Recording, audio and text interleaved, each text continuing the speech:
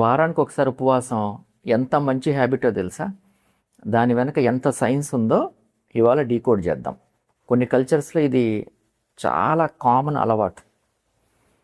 ఇది ఎలా చేయాలంటే, ఎగ్జాంపుల్గా మనం సాటర్డే నైట్ డిన్నర్ తీసుకొని సండే కంప్లీట్గా ఫాస్ట్ చేయాలి.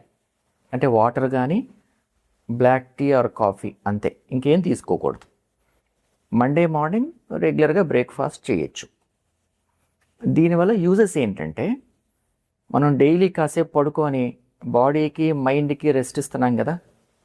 ఈ ఫాస్టింగ్ వల్ల డైజెస్టివ్ సిస్టమ్కి కూడా రెస్ట్ దొరుకుతుంది.